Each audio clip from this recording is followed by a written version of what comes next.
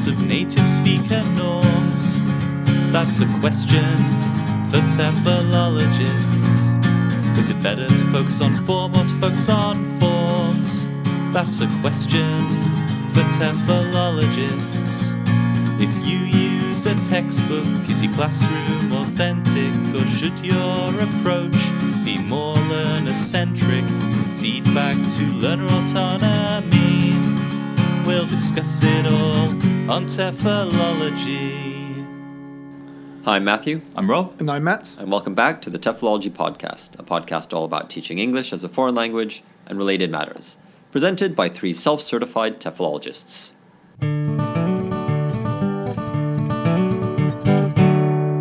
TEFL Cultures.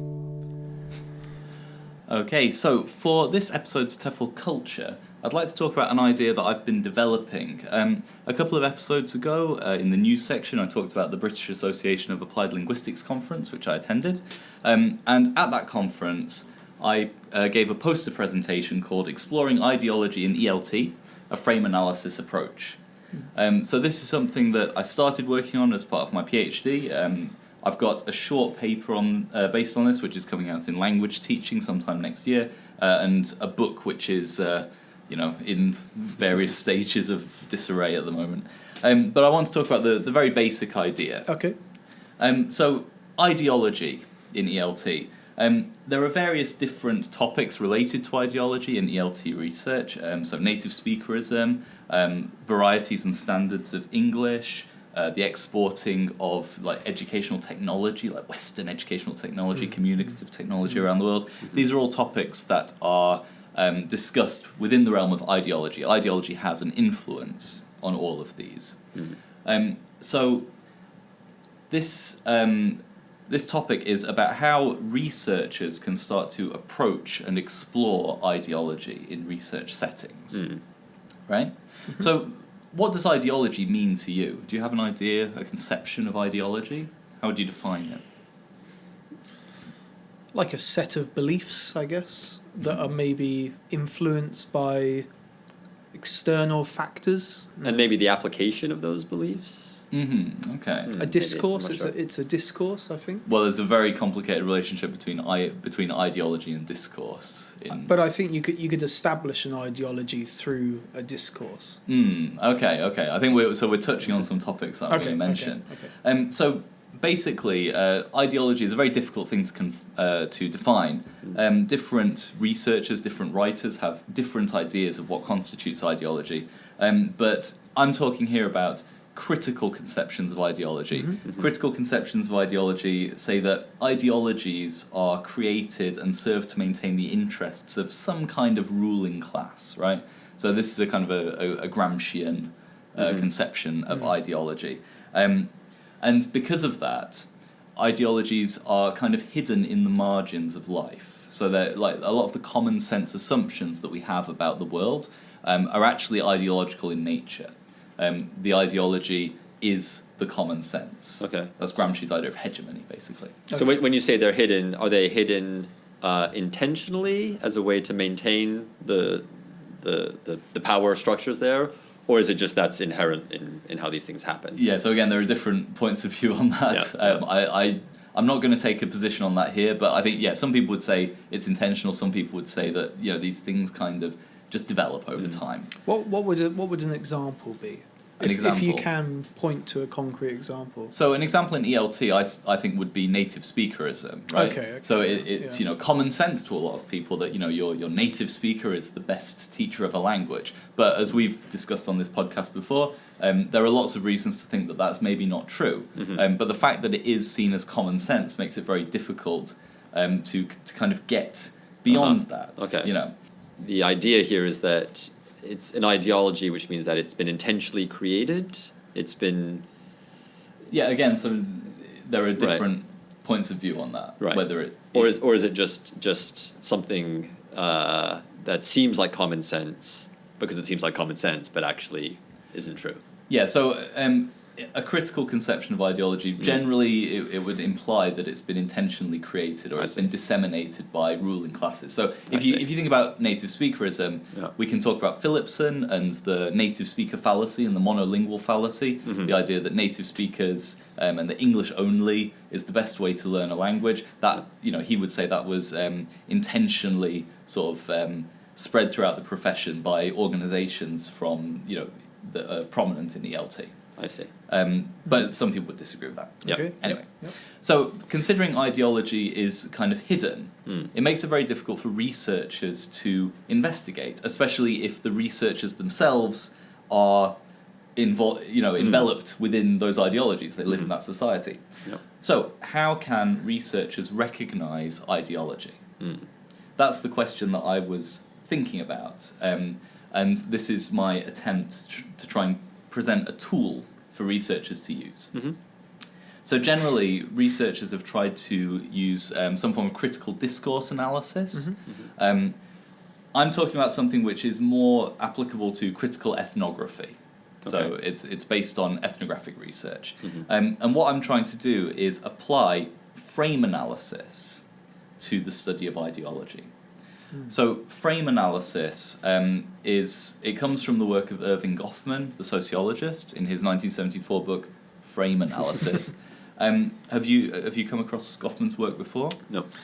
I've come across the term how in a phrase. How is this framed? How is this argument being framed?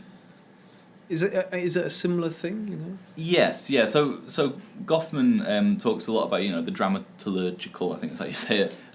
The idea that you play a role, you perform, right? And this book, Frame Analysis, is about how people interpret interactions with other people, how they apply frames to interactions. So he calls frames schemata of interpretation. In this particular setting, you bring your background knowledge to bear on what's happening in the interaction, and you can interpret it in a certain way based on your background knowledge and belief, right? If you change the frame, the meaning of the interaction could change. Yeah. That's the basic idea. So you can think of frames as like perceptual filters, right? Okay, perspectives. Pretty much, yeah. Goffman is talking quite specifically about social interactions, but other researchers in fields like social movement research have taken his idea of frame and applied it more to the study of ideology. So they've said that frames and ideology are not interchangeable terms, but that frames are a process. While ideology is content, right? So people draw on their ideological presuppositions in the way that they frame experiences, the way that they interpret experiences. Okay. Does that make sense? Yeah. Yeah. Okay. But as these researchers point out, one key difference between frames and ideologies is that ideologies are not observable, but frames are. Frames are empirically observable. You can investigate how people understand events. Okay. But you can't get directly at ideologies, but you can see the frame that people are using to interpret things. Okay. Is that like you can't see the black hole, but you can see the effect it has on the stars, whatever around it? Like that. Yeah, Okay. yeah, exactly. So my application here is basically taking that idea that you can't get at an ideology directly, but you can examine a frame to get at an ideology. So you can't get at the ideology directly because... Okay, so again, you can only see the effect it has on the way people look at the world. Sure, and that's true for a lot of things, right? Yeah. Like when you measure temperature with a thermometer, you're not seeing the temperature directly. You're seeing the rise in the level of the mercury or whatever, right? It's all indirect. Yeah. Are you saying that when you're researching a phenomena like an ideology, that your position as the researcher has to be of great importance? Not 'Cause really. You're applying something to that reading. I think that's inescapable, but it's not really what I'm talking about here. Okay. What I'm saying here is that researchers are living within society. So it's very difficult for them to identify ideologies within that society because they're influenced by the ideologies as well. They have the same common sense assumptions as everyone else. So how do you get at ideology? My answer is you can get at them through frames. Okay? So I've got a few steps to follow here. Step 1, collect data.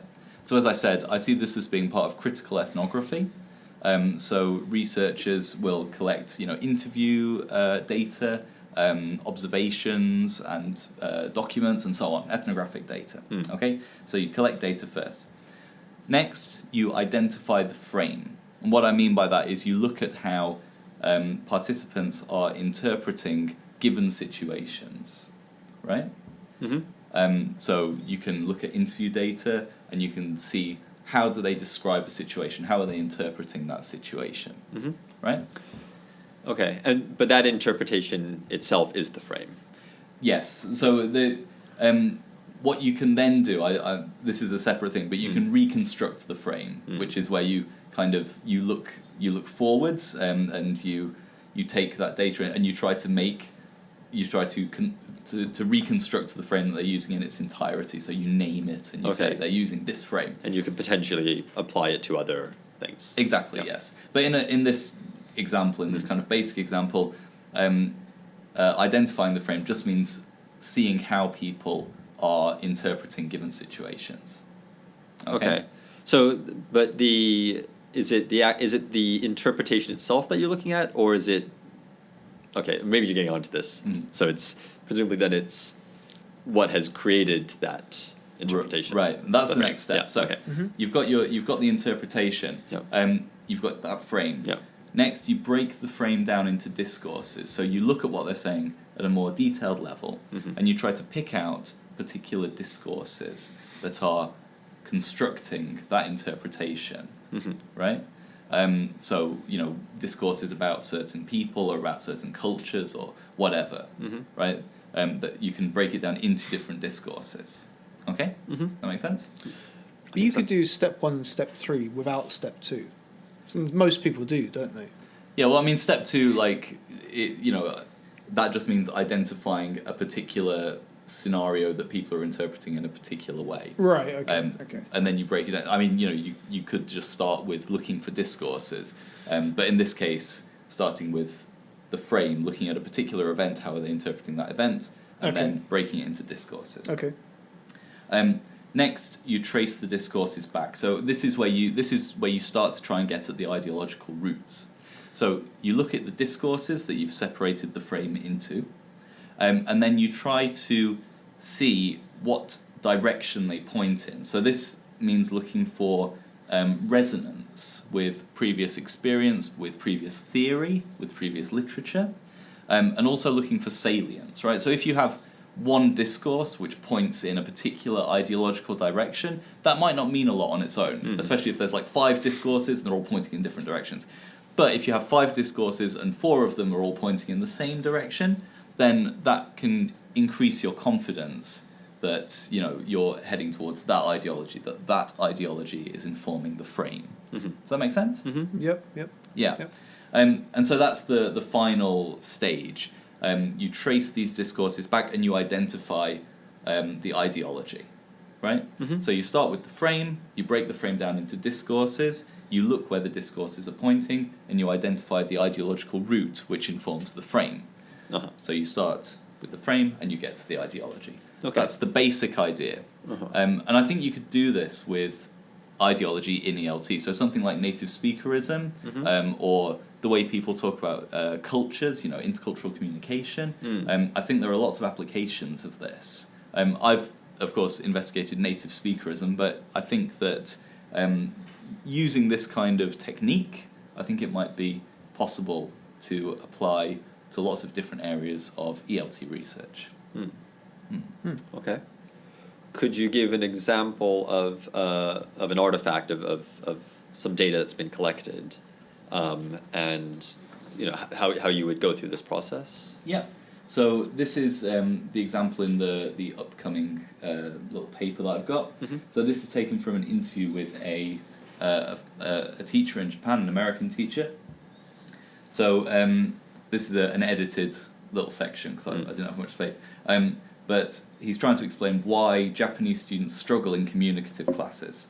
He says they're being thrust into a situation where they need to give their opinion, and they're raised in a culture which has traditionally taught them to sit there and shut up and don't get in the way. In this course, we're asking them to behave in a manner which is contrary to their entire cultural experience. Our job is to get them to talk. And there's a bit more to it, but that's kind of the key phrase there. So the frame there, he's saying that students in Japan struggle with communicative classes because of their previous schooling, and positions this as a problem which needs to be overcome by their Western teachers, essentially. So that's the frame, that's how he's interpreting his experience with students. Okay? If you break this down into discourses, we've got 3 that I've identified. So 1, Japanese students are passive and struggle with communicative methods. That's quite a common discourse. 2, Japanese English education is a problematic other, that it's ineffective. That's another common discourse in Japanese ELT. And 3rd, Western education, represented by the instructor and by the course, is needed to solve the problem. And again, that's quite common. There's some work about kind of Western saviorism in ELT. And there's some quite physical language being used there. Thrust. What was another word? Thrust. Force, I think. Thrust into a situation where they need to give their opinion. Yeah. Sit there and shut up and don't get in the way. So this is quite sort of Yeah. So you've got those 3 discourses, which are constructing that frame, and when I traced those back, they took me to native speakerism. They all pointed towards literature in native speakerism about the non-West as being problematic, the West as having the sort of correct or superior educational technology, and those kinds of things. So that's an example where you start with the frame, how people are interpreting their experience, you break it into these discourses, and then you look where those discourses point, where they have resonance with previous theory. Okay. So obviously one danger with this method is that stage of interpreting where these discourses are pointing. And obviously you do all your background reading and your research and give yourself the best chance of hitting on where they're pointing at. But obviously there may be different interpretations of that. Yes, I mean that's inevitable with qualitative research. There are always different interpretations. Right? You as the researcher bring a lot of presuppositions to what you're researching. In this case, I'm being quite upfront about saying I'm assuming a critical perspective on ideology, so I have a certain political point of view which I'm bringing to it. I'm being open about that. I think you have to be. But I think that this gives you a firmer grounding than if you were to just say, this seems to me to be, right. Kind of ideology. But so I guess maybe the danger with that stage is, I think that this analogy of where the discourses are pointed is quite interesting, because obviously the further away something is, if the angle is slightly off, then you're going to miss it by quite a bit. Right. It could be heading that direction, but it may not land there in the end. Sure. And obviously by having multiple points pointing towards the thing, you're increasing your chances of hitting the target, as it were. Yeah. But I wonder if, I mean, I haven't really thought about this, but I wonder how far the analogy would hold in terms of, even if it gets close to hitting the native speaker ideology as where it's aiming, even if it's close but it just misses it, is it still valid to sort of include that, reach that conclusion, as it were? I mean, I think it's valid. The thing is, like, the ideology itself is not a concrete block, of course, right? Yeah. It will be, it mutates and it changes, and people interpret it in different ways. You could find that there are several discourses that point towards this ideology, but there are also like these errant discourses that seem to be influencing the particular form of the ideology. So your understanding of the ideology could change on the basis of that, or it could be within this context they're drawing on this ideology, but they're also drawing on these other discourses, and that affects the particular shape of the ideology. So you get a more kind of nuanced picture in a way of exactly what's happening. Sure. Okay. Yeah. I mean, I'm not saying I disagree with your interpretation here. And in this case, you're defining native speakerism in what way? I'm defining it as a kind of a West is best ideology. So it's the ideology that that the institutions of the West and its kind of native speaker, in scare quotes, representatives are kind of in some ways superior to those of the non-West. Okay. But so, for example, if this teacher were asked directly, could a non-so-called native speaker teacher who had been educated in the teaching methodology of the West just as effectively teach these students, but that would still fall under the umbrella of native speakerism? Yes. Yeah. In my opinion, yes. Okay. Yeah.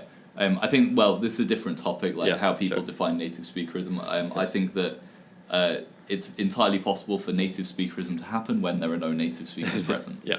Okay. Yeah. So this is something I'm still working on, but if you're interested, there's as I said, an article coming out next year in language teaching, and then a book which none of you will be able to afford unless you sell your house. But anyway, that's this episode's TEFL Culture about frame analysis and ideology in ELT.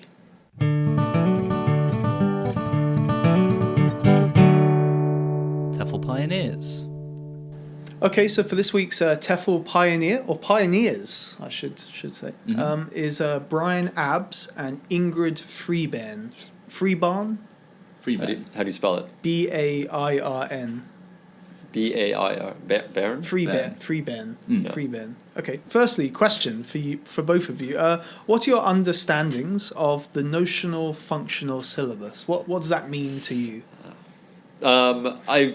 I've read different definitions. One, I think notional may be referred to contexts, and functional, like what you're doing in those contexts. Is one definition I've heard. Notions, real life situations. Yeah, like situational. Yeah. Yeah. Pretty much. Yeah. Okay. That's fine. Yeah, a way of structuring a syllabus around notions, real life situations in which people communicate, which are then further broken down into functions or specific aims of communication. Yeah. So you're getting both parts there, the situation yeah. and the communicative phrases that go with that situation. So this was an approach that gathered steam throughout the 1960s, leading to the development of a framework by the Council of Europe in the early 1970s. This was kind of referred to as the Threshold Level Project. Have you heard of this? No. Is that what led to the CEFR? I believe so. Yeah. Yeah, it sounds like it does. Yeah. So threshold in this case means like an intermediate level of communicative competence, and it was all about kind of quantifying this into semantic kind of specifications and achievement levels. So it sounds like it would be. Yeah. Yeah. I mean, a lot of the CEFR levels are described in terms of can-do statements. A lot of them are based on functions, basically, functional language. Yeah. Right. So based on this framework in the early 1970s, a number of new and innovative materials were produced. So once there was this kind of threshold in place, lots of kind of textbooks were created around these new kind of descriptors of language and things to do at different points in language.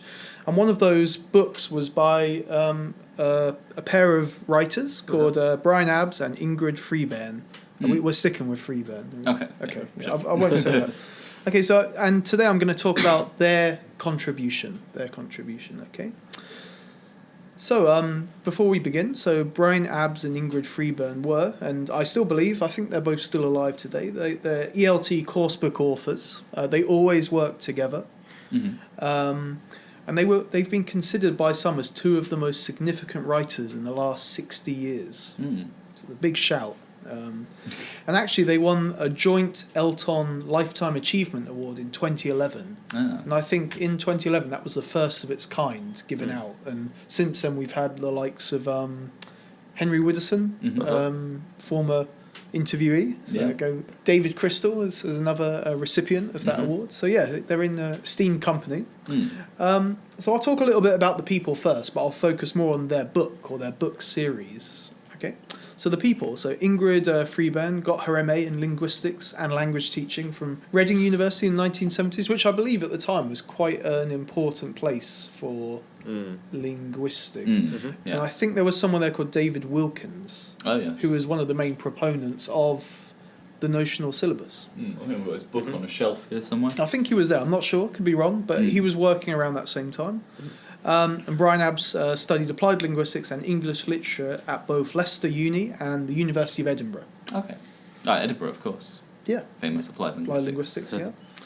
And they were both influenced by David Wilkins. And I've put pioneer, so look out for him soon. The pair met at Ealing Technical College, which is now part of the University of West London, where Brian was the head of the ELT division and Ingrid was a lecturer.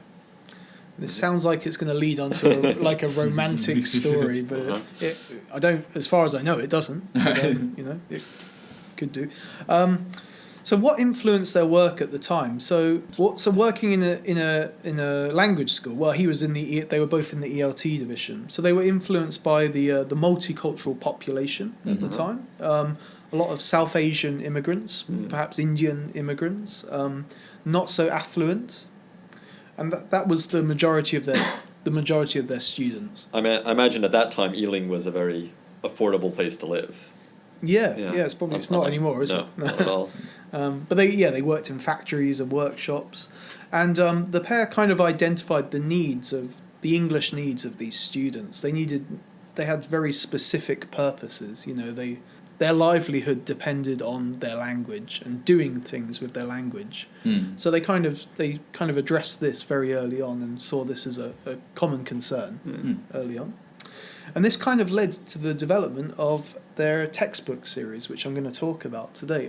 Do you know what they're famous for? What series they're famous for? No. It's a series called Strategies. Oh. The Strategies series. Yes, I've heard of this. Yeah, I've heard of that. Published by Longman originally. I think it still is actually in print. So I'm going to talk about that today. It gave rise, so it was first published in 1975, and at the time it was called the White Strategies, but because the cover was just completely white, and people kind of likened it to the Beatles' White Album, or the Beatles as it is actually called. It's not called the White Album. I don't care. Okay. And that, I hate the Beatles. So this initial White Strategies, so it gave way to a lot of higher and lower levels. So we have starting strategies, building strategies, developing strategies, and studying strategies. So I think those terms kind of give you a sense of where things are going in terms of the learning. And their most recent coursebook series was called Sky, which began in 2005.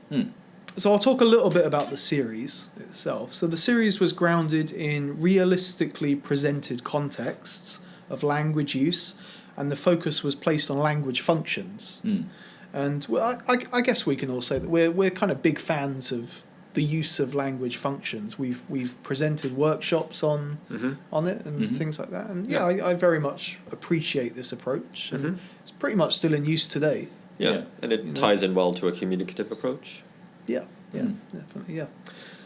So this book was important for a few reasons. So the first one is that they had a robust and consistent focus on real people.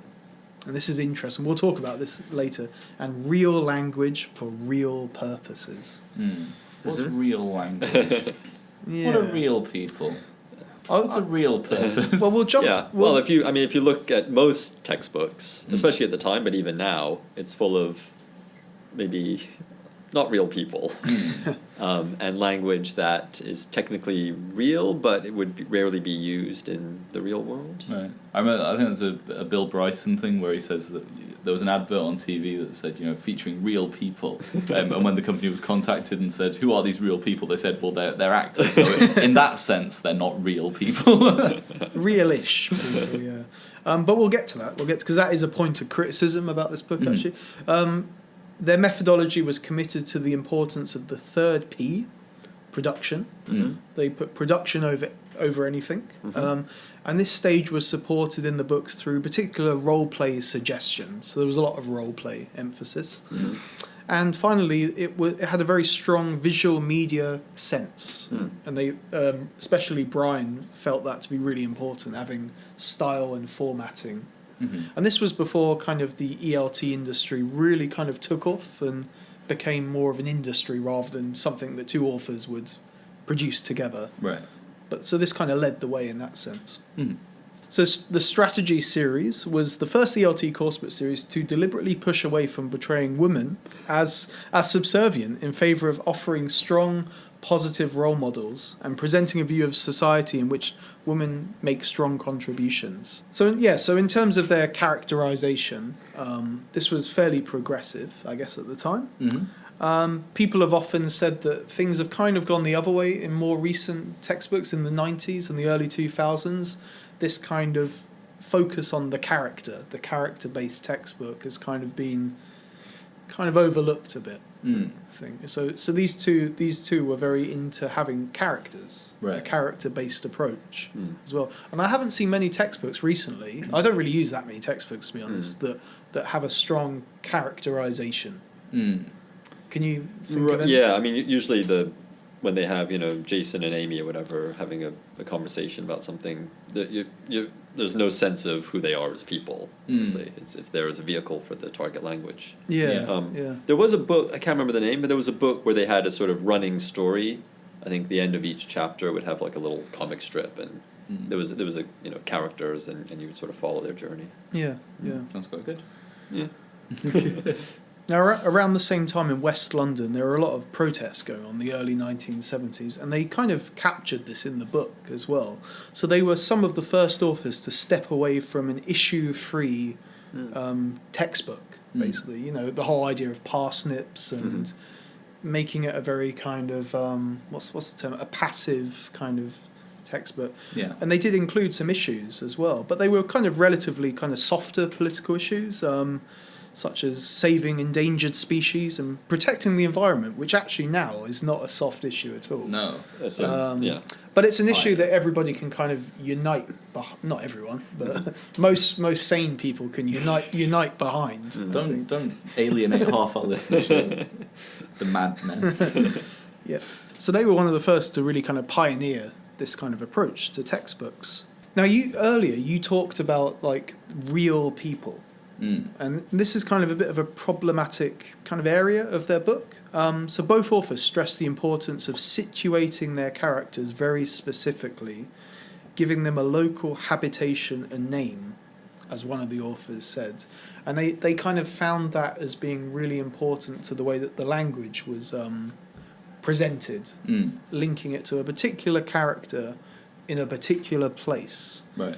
And this kind of maybe flies in the face of more kind of modern sentimentalities that because a lot of the textbooks these days, it's hard to place where the characters are from, maybe rightly so as well, because you kind of don't want to promote native speakerism, really. Sure. But at the time, they seem to really get behind that, basically. So I think these days, looking back, that would be a problematic point.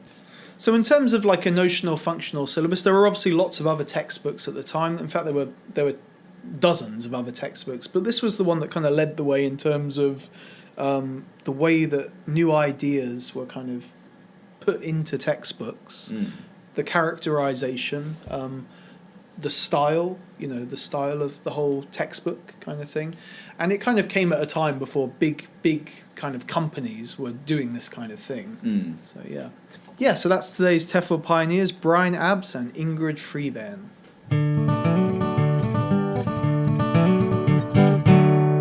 TEFL News. All right, for this episode's TEFL News, I'd like to start with a question. Have either of you ever taken part in or been trapped in an escape room? No. Not an official escape room. Okay, not a sanctioned, licensed room. I've been trapped in a room by my cousin when I was like 5 years old. Okay. In fact, it wasn't a room, it was a cupboard. Did you find clues that eventually led to your escape? There were no clues. There was just a lot of dark soul searching. When you were 5? Yeah. Traumatic childhood. He's now a police officer, actually. That's weird, isn't it? Locking people up. Yeah. So he's, Started young. Yeah. No. Okay, but are you familiar with the concept? Yes. Okay. Yes. I'm kind of familiar. What I assume is you're in a room. I guess you pay a company some money and they put you in a room. Yeah. And you get to escape Mm. based on clues that you find around the room and etc. Yeah. Yeah, you got a time limit, I think. Okay. Yeah, it's quite a popular thing in the UK. A lot of like kind of industrial estates are now escape rooms. Yeah. Okay. They always were. Yeah. And it's the sort of thing you do with your friends, and Hmm. you don't do it on your own, I don't think. I guess not. I don't know. You could do. I mean, if you can do karaoke on your own, you can do anything on your own. Yeah. Okay. Well, maybe you can see where this is going. Imagine you were in an escape room, but the language was one that was not familiar to you, or was one that you were learning. Okay. Yeah. So there's a company in Chattanooga. Do you know where Chattanooga is? No. New Zealand? Tennessee, Oh. in the south. I knew it was in America. Come on, that. So there's a company called Language South, run by Teo and Emily Valdez, a husband and wife team. When they started the company, their focus was on language camps for basically children, from I think sort of kindergarten up to high school age. You know, students can go off for a weekend or a week, or I'm not sure exactly, but you know, the idea is they spend the whole time immersed in Spanish. This is for students learning Spanish. But they decided they wanted to come up with some kind of course for adults. And again, it seems like, you know, they're not after the more traditional types of language classes. So they hit on the idea of an escape room, but in Spanish. So, I mean, so their idea is, the quote is, research shows that language acquisition happens best when it is presented as comprehensible input. Does it? Apparently. Does it? Or in ways listeners can understand what is being said despite not understanding all the words. And I think the other thing that they are focusing on is the idea of using stories. We're talking about, quote unquote, real things that they can What's relate a real to. thing? Yeah. Well, these are real people, but it's not a real room. What's I a guess. real person? And so, yeah, as you can imagine, part of the idea is if you're trapped in this escape room, you have a strong motivation to understand what you're hearing in the target language, and also, you know, being forced to use the target language to, you know, get information, find out clues. So the way it works is that there's somebody in the room with you, somebody from the company speaking Spanish, and you have to ask them questions and get information from them. They'll drop you little hints, maybe in English, if you're struggling.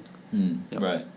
So the setup is that you are preparing for a trip to a Central or South American country when you become trapped in the Language South's office because a villain, or villano, doesn't want the people to learn Spanish for some reason.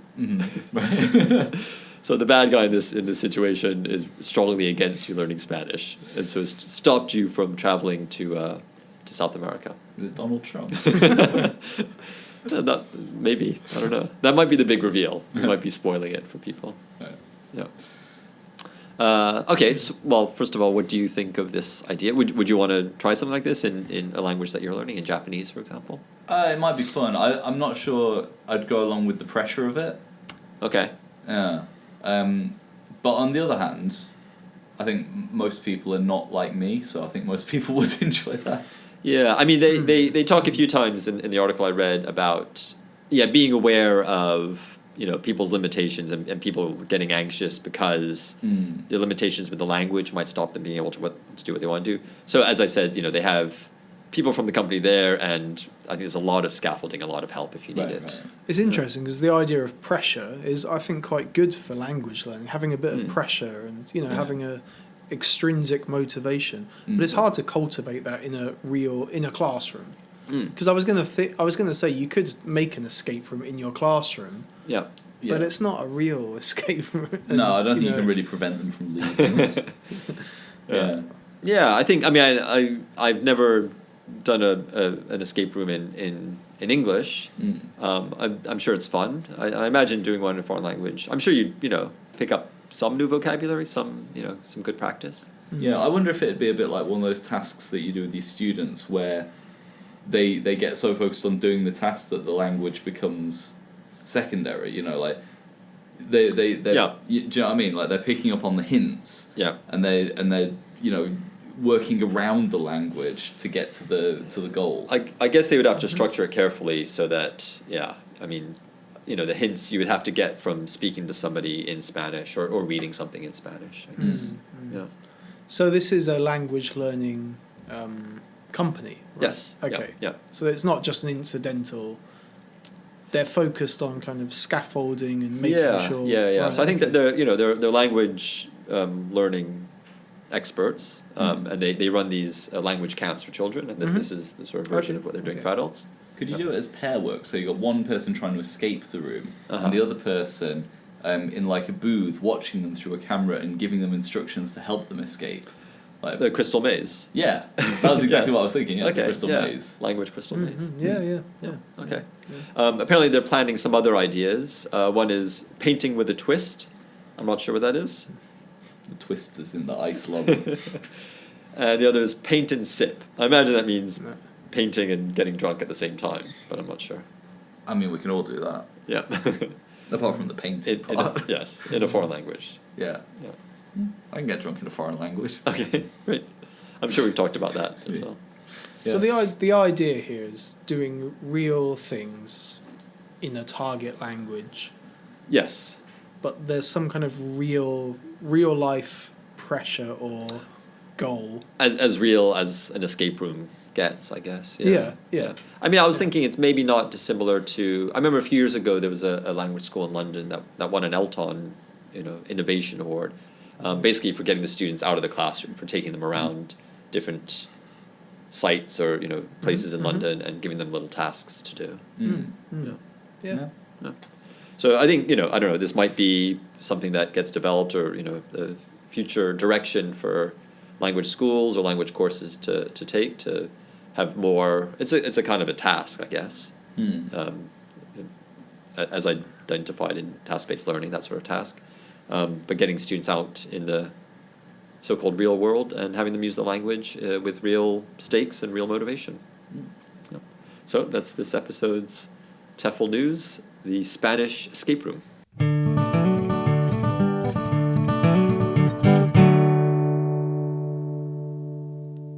Thank you very much for listening to today's episode. And do get in contact with us. You can send us an email at TEFLology@gmail.com. Like us on Facebook. Follow us on Twitter. You can listen to all of our previous episodes, and there's a lot of them, on TEFLology-podcast.com. And we also subscribe to us, if you will. And we also have a book. And that's called Podcasting and Professional Development, a guide for English language teachers, and that is available on the Amazons. Yes, so, on all the Amazons. On all the Amazons. So if you buy that, you'll be supporting our podcast. So please do. So it's goodbye from me. Goodbye from me. Goodbye.